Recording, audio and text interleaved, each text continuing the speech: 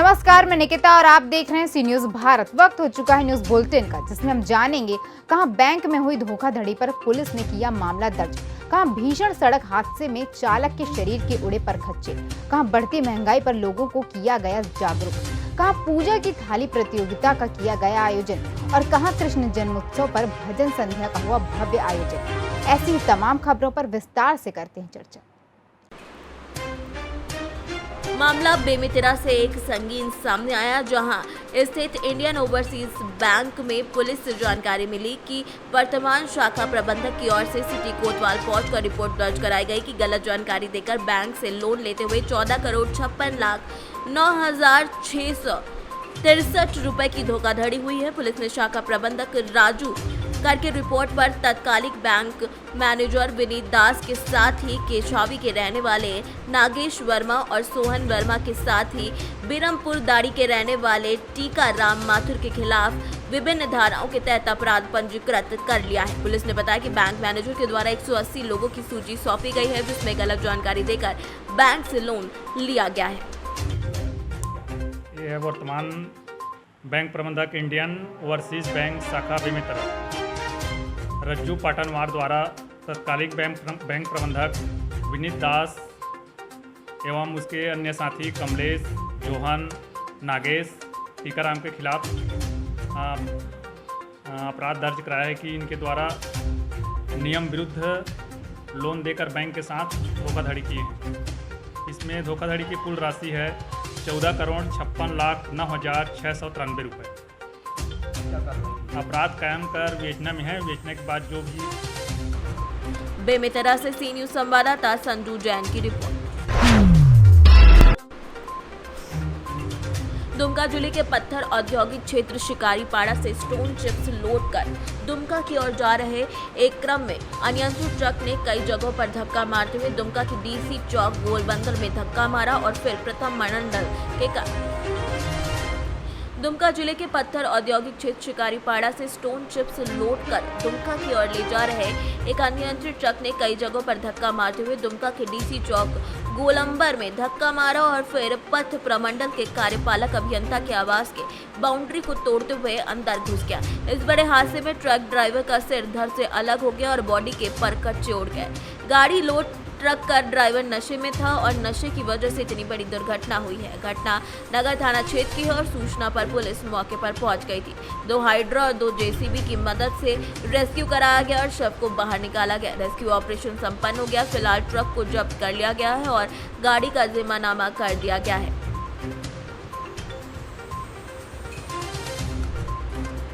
सूचना आई है कि एक ट्रक गिट्टी लोडेड रामपुर मोड़ की तरफ से डीसी चौक की तरफ आ रही थी। इसी क्रम में अनियंत्रित होकर डीसी चौक के गोलंबर को तोड़ते हुए पथ मंडल विभाग के चीफ एग्जीक्यूटिव साहब के 4 दीवारी को तोड़ते हुए अंदर घुस गई है। इसी क्रम में ड्राइवर अपने आप को बचाने के लिए कूदा, किंतु वो भी उसी ट्रक के चपेट में आ गया, जो स्पॉट डेथ हो गया। सब को कब्जे में लेकर पोस्टमार्टम के लिए भेजा गया है और अभी हम लोग रोड को क्लियर करते हुए ट्रक को निकालने का प्रयास करें। सर, आम लोगों तक ऐसा कुछ नहीं हुआ है। सिर्फ इसमें एक ही जन का हताहत हुआ है, जिसमें ड्राइवर स्वाइन है।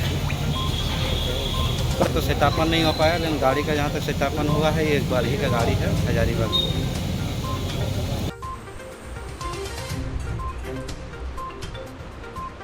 दुमका से सी न्यूज संवाददाता सद्दाम हुसैन की रिपोर्ट। उत्तर प्रदेश में बढ़ती महंगाई को लेकर फिरोजाबाद के अश्विनी कुशवाहा ने लोगों को जागरूक करने के लिए एक अभियान चलाया और अपने सपोर्ट में लाने के लिए लोगों से अपने ही कुर्ते पर हस्ताक्षर भी कराए। ये पूरा मामला फिरोजाबाद से जुड़ा हुआ बताया जा रहा है। मेरा नाम अश्विनी कुशवाहा है। मैं देश का जिम्मेदार नागरिक और सच्चा देशभक्त होने के नाते बढ़ती हुई महंगाई और गुपचुप भ्रष्टाचार के विरुद्ध मैं ये प्रदर्शन कर रहा हूँ अपने समस्त साथियों के साथ। इस प्रदर्शन को करने का उद्देश्य सिर्फ इतना है कि बढ़ती हुई महंगाई पर कोई अंकुश नहीं लग रहा। केंद्र सरकार ने महंगाई के मुद्दों पर इस सरकार को बनाया था।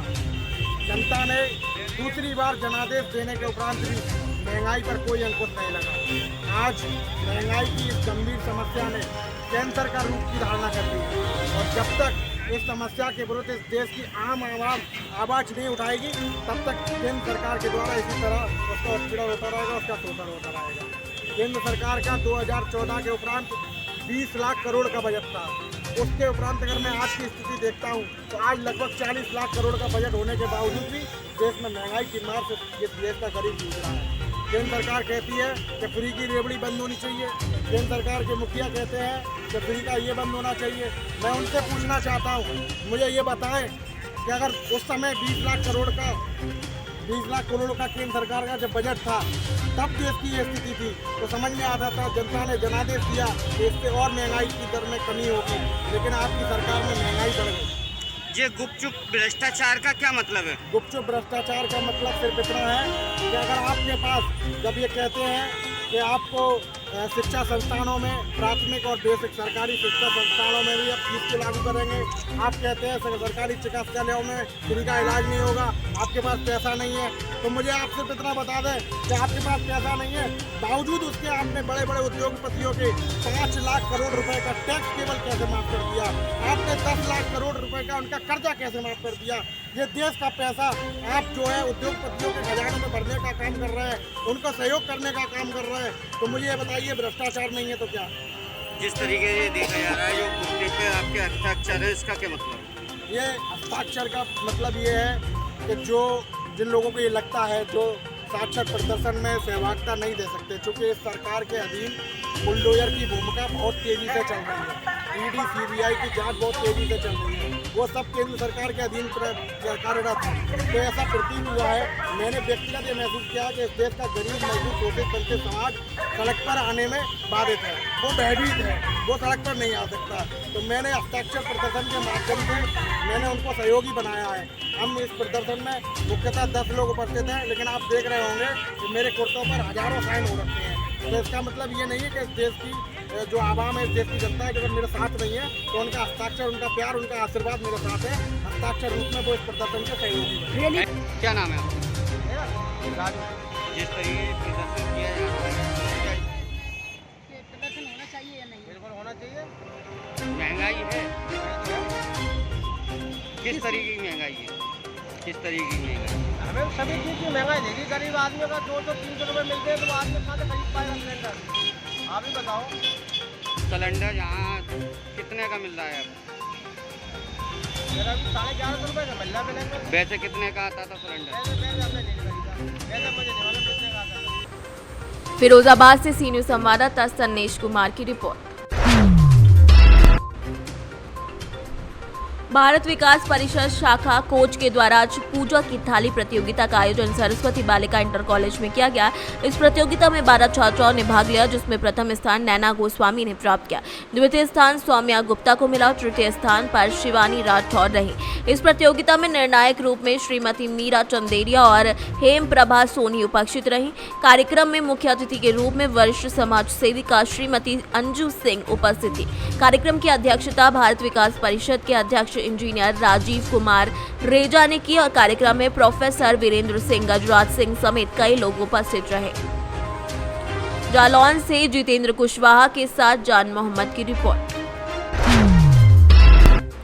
कृष्ण जन्मोत्सव भजन संध्या का भव्य आयोजन मगरवाड़ा की राधा रमन सेवा समिति के द्वारा आयोजित किया गया, जिसमें कार्यक्रम के मुख्य अतिथि डॉक्टर संदीप सरावगी, विशेष अतिथि राजेंद्र सिंह बुंदेला, राजा कटेरा द्वारा विधिवत फीता काटकर भगवान कृष्ण जी के चित्र पर माल्यार्पण कर आरती उतारी गई और आशीर्वाद प्राप्त किया गया। जिसके बाद मंच पर कलाकारों ने अपनी प्रस्तुति दी, जिसमें अश्वनी कुमार छतरपुर, डॉक्टर हरीश दर्द निवासी, निशा शुक्ला, पूजा पटेरिया समेत कई कलाकारों ने मधुर आवाज से प्रस्तुति देकर सबका मन मोह लिया, जिसमें ढोलक पर भगवान दास, बैजो पर रामपाल जतारा, अरविंद तबला वादक, पवन भाई कुंडेश्वर, अर्जुन वर्मा समेत कई लोग उपस्थित रहे। इस मौके पर मुख्य अतिथि डॉक्टर संदीप सरावगी ने कहा कि समाज सेवा का मतलब ये नहीं है कि जात पात, ऊंच नीच भेदभाव की जाए। समाज सेवा समाज हित में की जाती है और इस स्तर तक की जाती है।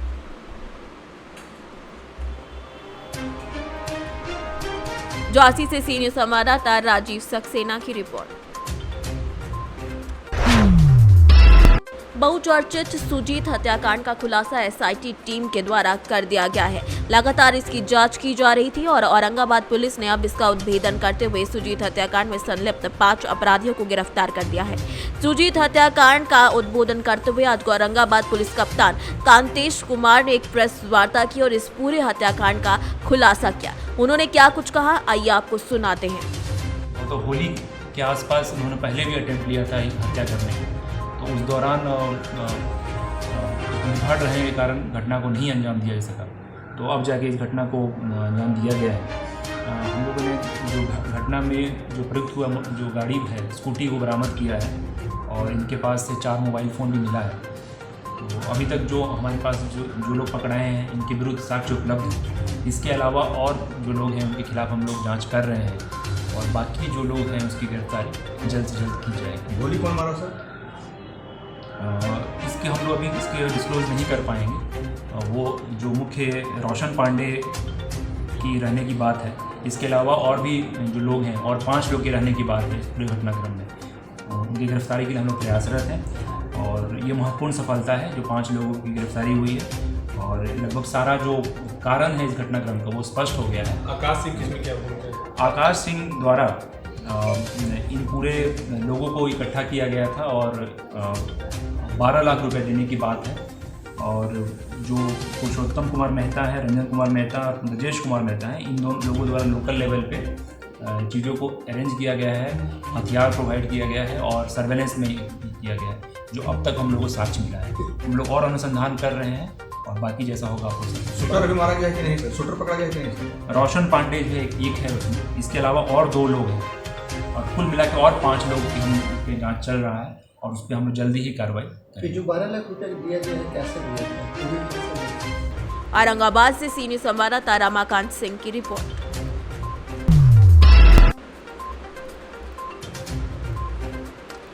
झांसी के महानगर के फूटा चौपड़ स्थित इस्कॉन मंदिर में शनिवार को इस्कॉन के संस्थापक श्री प्रभुपाद जी का प्राकट्य उत्सव धूमधाम से मनाया गया। श्रद्धालुओं ने हरिनाम संकीर्तन किया और विधि विधान से गुरु पूजा और आरती की, बधाई गीत भी गाए। मंदिर में सुबह मंगला आरती हुई, गौ पूजा की गई। इसके उपरांत श्री प्रभुपाद जी का अभिषेक कर आरती वंदना की गई। मंदिर अध्यक्ष ब्रजभूमि दास प्रभु के प्रवचन में कहा कि श्री प्रभुपाद जी ने विश्व के सभी देशों में भगवान श्री कृष्ण की भक्ति और हरे रामा हरे कृष्णा महामंत्र को जन जन तक पहुंचाया है। आज करोड़ों भक्त इस महामंत्र का जाप करते हैं। क्या नाम है आपका और क्या कार्य चल रहा है मंदिर के अंदर? मेरा नाम है ब्रजभूमि दास। मैं यहाँ इस्कॉन झांसी मंदिर का अध्यक्ष हूँ और आज यहाँ पर कल श्री कृष्ण जन्माष्टमी महोत्सव मनाया गया और आज इस्कॉन के संस्थापक आचार्य भक्ति वेदांत स्वामी प्रभुपाद जी का जन्म का दिन है, जन्मोत्सव मनाया जा रहा है और साथ ही साथ नंद महोत्सव भी है। तो उनके जन्मोत्सव पर यहाँ पर उनका पूजा किया गया, पुष्पांजलि अर्पित किया गया, गुणगान किया गया और साथ ही साथ यहाँ 4 से 5 हज़ार लोगों का भोजन प्रसाद हो रहा है इस्कॉन झांसी मंदिर के प्रांगण में। और यहाँ 7 दिन भागवत कथा हुआ है जिससे लोग भगवान श्री कृष्ण के विषय में समझे और 7वें दिन हम लोगों ने जन्माष्टमी का कार्यक्रम मनाया। आज 8वां दिन है तो प्रभुपाद जी का जन्मोत्सव है और सभी के लिए भोजन प्रसाद की व्यवस्था है और शाम को नंद महोत्सव का कार्यक्रम मनाया जाएगा। लगभग इस भंडारे के अंदर कितने लोग सम्मिलित हैं और कार्यक्रम जो भंडारा का चल रहा है वो कितने समय तक चलेगा और आगे हमारे चैनल के लिए क्या माध्यम है भक्तों का? देखिए यहाँ पर भगवान का भोजन प्रसाद ग्रहण करने के लिए कम से कम 4 से 5 हज़ार लोग आज भोजन प्रसाद ग्रहण करेंगे और 4 बजे तक ये भंडारा चलता रहेगा। चैनल के माध्यम से आगे की क्या प्रक्रिया रखना चाहेंगे, भक्तों तक क्या मैसेज है? मैं चाहूँगा कि सब लोग भगवान श्री कृष्ण की भक्ति से जुड़ें और अपने जीवन को सार्थक बनाएं, इस्कॉन मंदिर से जुड़ें और भगवान के चरणों में अपना प्रेम उत्पन्न करें। हरे कृष्ण। नमस्कार। मंदिर प्रांगण के अंदर क्या कार्य चल रहा है और इस जो भंडारे का आयोजन आज रखा गया है कितने लोग सम्मिलित? मैं पीयूष रावत, इस्कॉन मंदिर झांसी से। पहले तो कल कृष्ण जन्माष्टमी की सभी देशवासियों को हार्दिक शुभकामनाएं। कल कृष्ण जन्मोत्सव था और आज कृष्ण उत्सव के बाद में इस्कॉन मंदिर के संस्थापक श्री प्रभुपाद जी का जन्मोत्सव होता है, जिसके उपलक्ष्य में आज विशाल भंडारे का आयोजन झांसी और समस्त देश के अंदर आज भंडारा होता है, जो श्री प्रभुपाद जी के उपलक्ष्य में हम लोग मनाते हैं और उनका जन्मदिन भी है। और भंडारे में पूरे झांसी को सादर आमंत्रित करते हैं, जिसमें तकरीबन 4 से 5 हज़ार लोगों का भंडारा होता है। सुबह के टाइम मंगला आरती हुई, उसके बाद में शील प्रभुपाद जी का जन्म उत्सव मनाया गया और अब शाम को नंद उत्सव और मनाया जाएगा शील प्रभुपाद जी। 3 दिन के कार्यक्रम के बीच में क्या लगा आप लोगों को और कितने लोगों ने आकर सब लोगों ने भक्तों ने किस तरह से उत्साहित रहे? देखिए 13 तारीख से हम लोगों का कीर्तन प्रारंभ हुआ। कीर्तन हम लोगों ने झांसी के पूरा नगर भ्रमण किया। कीर्तन के बाद में 7 दिन की भागवत जी हुई, जिसमें झांसी के समस्त भक्तगणों ने भागवत जी का लाभ लिया, पुण्य लाभ लिया। और इसके साथ ही हम लोगों ने कल जन्माष्टमी महोत्सव बड़े हर्षोल्लास के साथ में मनाया, जिसमें झांसी के अधिकांश भक्तगण पहुंचे। भैया जी, जो भंडारे में लगभग कितने लोग सम्मिलित हुए? लगभग भंडारे में हम लोगों ने 10,000 आदमियों का खाना बनवाया है, भोजन है। लगभग वही 5 से 6 हज़ार आदमी आ चुका है। भंडारा जो चलेगा और अभी आगे की क्या प्रक्रिया और है जो मैसेज पहुंचाना चाहते हैं? भंडारा 4 बजे तक चलेगा और फिर शाम के टाइम में प्रसाद वितरण अलग होगा। झांसी से सी न्यूज संवाददाता राजीव सक्सेना की रिपोर्ट। प्रतापगढ़ में बाबा बेलखर नाथ धाम के शीतलागंज बाजार में शिव राम जानकी हनुमान मंदिर पर कृष्ण जन्माष्टमी का उत्सव बड़े ही धूमधाम के साथ मनाया गया, जिसमें कई तरह के आयोजन किए गए। पहले श्री कृष्ण की आरती उतारी गई, उसके बाद भजन कीर्तन का आयोजन किया गया और उसके बाद कृष्ण की झांकी निकाली गई, जिससे पूरा माहौल भक्ति भाव में डूब गया। भजन गायक संतोष तिवारी उर्फ कल्लू बालक राम संत राम कल्लन भाई बैंजो मास्टर ने गीतों के माध्यम से भक्तों का मन मोह लिया। वहीं इस अवसर पर मंदिर समिति के सदस्य मुख्य सेवादार आशीष गुरुजी, रमेश भूपेंद्र, बजरंगी लाल, लालता सोनी, फूलचंद धारा यादव, विनोद जायसवाल, रमाशंकर समेत आदि लोग मौजूद रहे। प्रतापगढ़ से सी न्यूज संवाददाता रोहित जायसवाल की रिपोर्ट।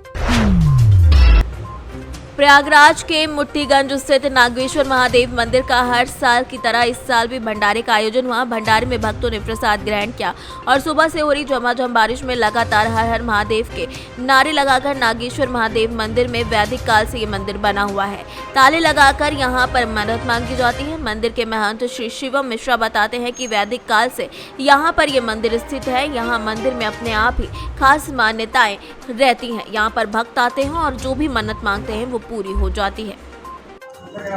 क्या किस प्रकार से आज कार्यक्रम आयोजित किया, क्या कहना चाहेंगे इस पर? ये नागेश्वर महादेव एक मंदिर है बहुत प्राचीन, जो इलाहाबाद में इससे प्राचीन मंदिर कोई भी नहीं है।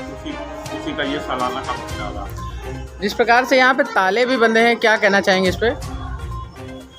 ये वो मंदिर है जहाँ समस्त मनोकामना पूरी होगी, जो इलाहाबाद के किसी भी मंदिर में पूरी नहीं होगी। ये मुगल काल की मंदिर है, बहुत प्राचीन।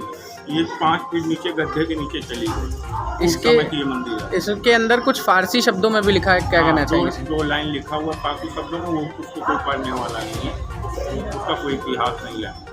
आपका परिचय? मैं इस मंदिर का महंत शिवम मिश्रा। प्रयागराज से सी न्यूज संवाददाता आयुष श्रीवास्तव की रिपोर्ट।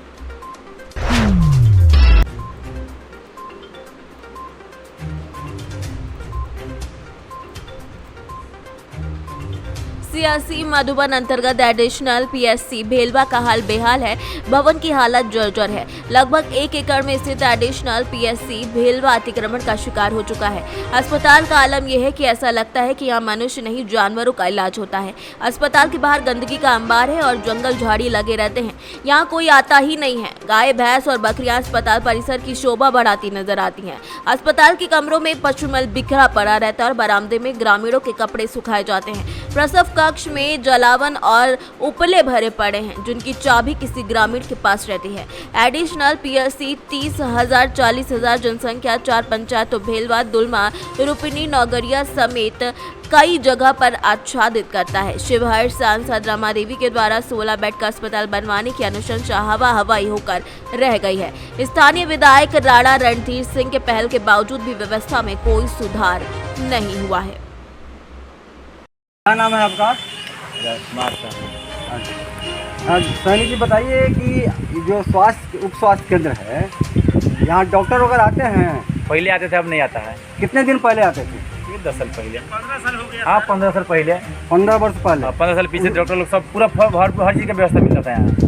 लेकिन उसके बाद कुछ नहीं है, सब ऐसे सब बराबर हो गई। कोई डॉक्टर नहीं आता, यानी स्वास्थ्य संबंधी कोई सुविधा यहाँ नहीं मिलती है। महीना में एक आध बार कौन एक आध अभी बीच में एक बीच में पोलियो वाला कभी कभी वही आ जाता है। अपना नाम बताइए, क्या नाम है आपका? बताइए कि स्वास्थ्य केंद्र में यहाँ जो स्वास्थ्य संबंधी जो व्यवस्थाएं हैं मिलती है कि नहीं मिलती है? डॉक्टर या नर्स कोई आता है कि नहीं आता है? नहीं आता है। कितने दिनों से ताला बंद है? 10 साल। हाँ ये लगा बंद है, ऐसा ही बंद है। और ये प्रसव केंद्र जो है उसमें कोई रहबे नहीं किया। देखने रहे हैं जलावन रखा हुआ है। प्रसव केंद्र में जलावन रखा हुआ है, रखा हुआ है ना। और यहाँ जो है आप देख रहे हैं कि यहाँ मवेशियों अस्पताल लगता है यहाँ नहीं होना चाहिए, लगा हुआ है। आपका क्या नाम है? शर्मा। शर्मा जी बताइए, यहाँ कोई स्वास्थ्य संबंधी सुविधा मिलती है आपको? मोतिहारी से सी न्यूज़ संवाददाता राकेश कुमार पांडे की रिपोर्ट। उन्नाव जनपद की बांगरमऊ तहसील में शनिवार को उन्नाव जिलाधिकारी अपूर्वा दुबे की अध्यक्षता में संपूर्ण समाधान दिवस का आयोजन किया गया। संपूर्ण समाधान दिवस में नवागत जिलाधिकारी अपूर्वा दुबे के आने की सुबह से ही जैसे फरियादियों को जानकारी हुई, तहसील के सुदूर स्थित गांवों के फरियादी अपनी अपनी फरियाद लेकर न्याय पाने की उम्मीद में बांगरमऊ तहसील जा पहुंचे। जिलाधिकारी ने संपूर्ण समाधान दिवस में समस्त अधिकारियों की उपस्थिति सुनिश्चित करने के साथ ही संपूर्ण समाधान दिवस में सभी अधिकारियों द्वारा उपस्थित रहकर फरियादियों की समस्या का निस्तारण करने का आदेश दिया और इसको सुनिश्चित किया। उन्नाव से सी न्यूज़ संवाददाता सुशील यादव की रिपोर्ट। फिलहाल के लिए इस न्यूज बुलेटिन में बस इतना ही। देश और दुनिया की तमाम खबरों के लिए देखते रहिए सी न्यूज़ भारत।